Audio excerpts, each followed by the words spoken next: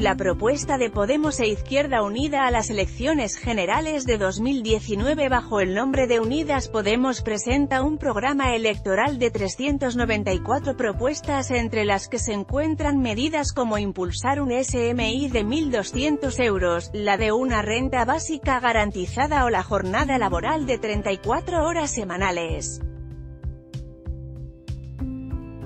Una renta básica de entre 600 y 1.200 euros. Nacho Álvarez, secretario de Economía de Podemos, ha explicado que Unidas Podemos incluirá en su programa electoral una renta básica garantizada para los hogares sin recursos, que podría oscilar entre los 600 a los 1.200 euros con escalas intermedias en función del número de miembros de la unidad familiar, con un coste de entre 10.000 y 12.000 millones de euros.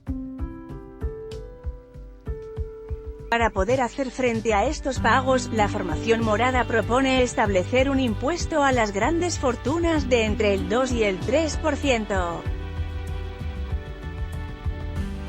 Álvarez expone en su entrevista a Europa Press que, según la encuesta de condiciones de vida, a fecha de hoy habría unos 10 millones de personas que están por debajo del umbral de la pobreza en España.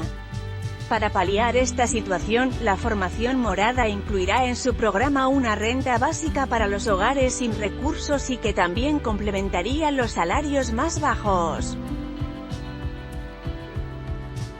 Sería compatible con los ingresos por el trabajo, ya que los perceptores no la perderían inmediatamente si encuentran un trabajo, sino progresivamente para evitar la trampa de la pobreza. Jornada laboral de 34 horas semanales. La formación morada explica que la reducción de jornada laboral se aplicaría de forma generalizada para todos los asalariados y asalariadas, a 34 horas semanales pero sin reducción salarial, de tal forma que la jornada de trabajo sería de 7 horas al día y de 6 los viernes.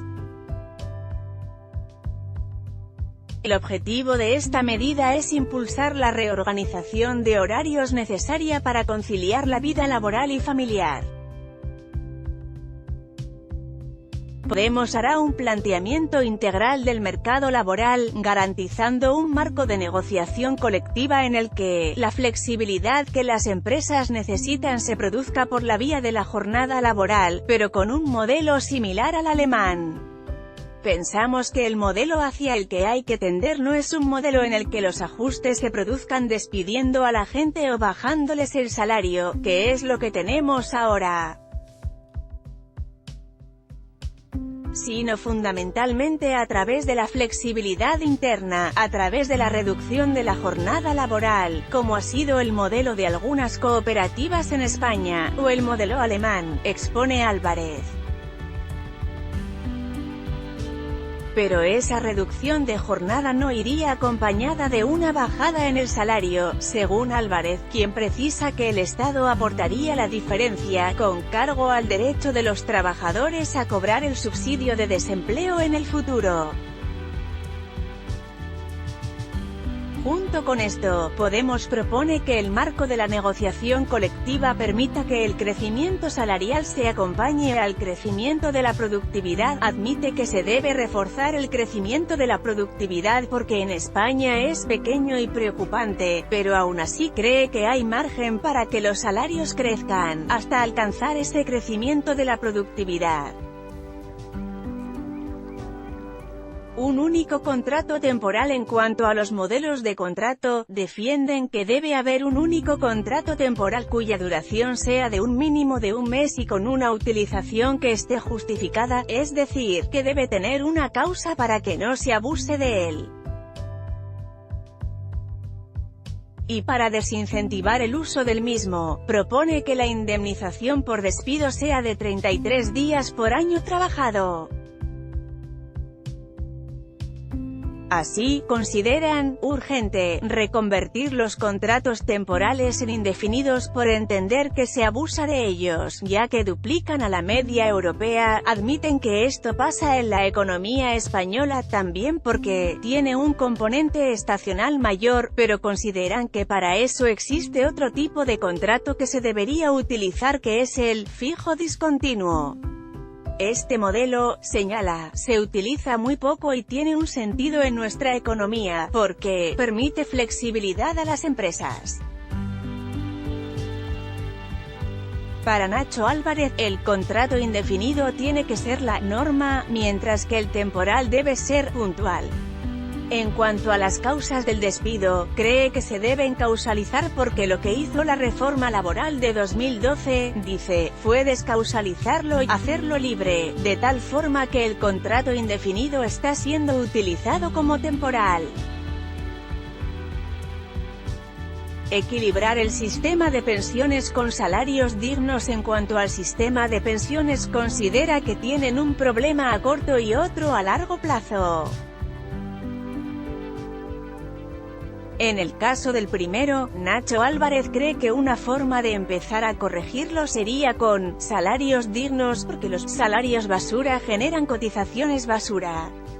Por ello, además de subir el SMI para lograr mejores cotizaciones y salarios dignos, cree que se deben destopar las cotizaciones más elevadas para los salarios que están por encima de los 3.500 euros al mes y suprimir las bonificaciones a las empresas. Estas tres medidas sumarían 15.000 millones y se reduciría buena parte del déficit de la Caja de la Seguridad Social, según explica. A ello, suma la necesidad de que las pensiones sean socialmente sostenibles a largo plazo y esto, señala, exige vincularlas al IPC.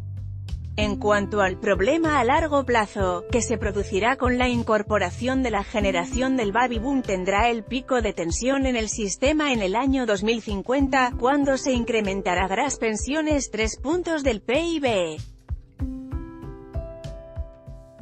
En ese caso, y con revalorizaciones de las mismas con el IPC, considera que se deberán destinar fondos de los presupuestos generales del Estado a financiar parte de las mismas. Subir el IRPF a ingresos de más de 100.000 euros. La formación morada plantearía una subida del IRPF para ingresos superiores a 100.000 euros, elevar 3 puntos la tributación de las rentas del capital o establecer un mínimo del 15% para el impuesto de sociedades, que se elevaría al 20% para la banca. El planteamiento es recortar distancias con Europa en materia de recaudación y para ello hay que ganar en progresividad, y tributar allí donde no se está tributando. En su opinión, los mayores agujeros que tiene que ver con privilegios fiscales a rentas más altas, y eso exige una visión integral, en algunos casos retocar algunas de las figuras tributarias y en otros seguramente reformas más profundas. Para el IRPF el planteamiento es una subida de los tramos superiores a los 100.000 euros, aunque no desvela el tipo marginal que impondrían. A esto se sumaría un acercamiento en la tributación de las rentas del capital a las del trabajo, con un incremento de entre 2 y 3 puntos para los impuestos que se aplican a las primeras. Para el IVA no plantean una reforma importante, tan solo reducir este impuesto para algunos grupos de productos como los servicios veterinarios o los de higiene femenina. En el caso del impuesto de sociedades, considera necesaria una revisión profunda, porque en este momento se están produciendo los mismos beneficios empresariales que había antes de la crisis, pero hay un hueco de recaudación de 20.000 millones de euros. Por ello, proponen establecer un tipo mínimo efectivo del 15%, es decir, que el tributo no baje de ese porcentaje después de las deducciones o exenciones que las empresas se puedan aplicar. Un porcentaje que se elevaría 5 puntos, hasta el 20%, para las empresas financieras.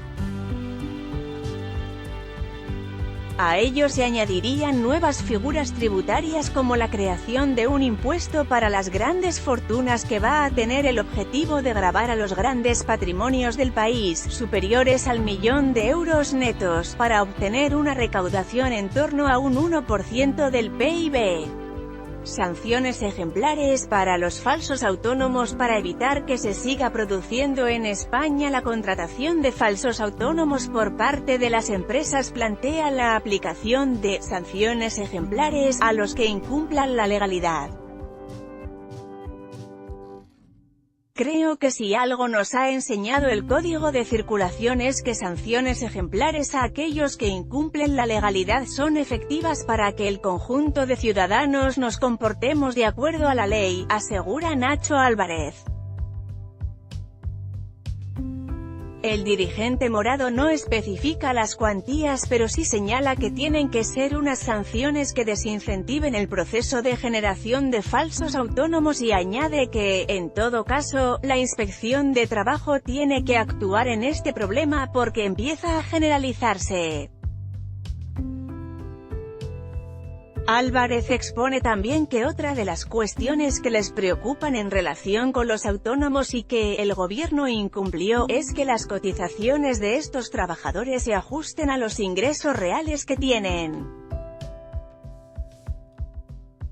Es decir, que aquellos autónomos que hoy tienen ingresos inferiores al SMI no deberían estar pagando las cuotas que están pagando como si tuvieran ingresos superiores. Esto es un primer paso, es lo que va a estar en el programa electoral, ha apostillado.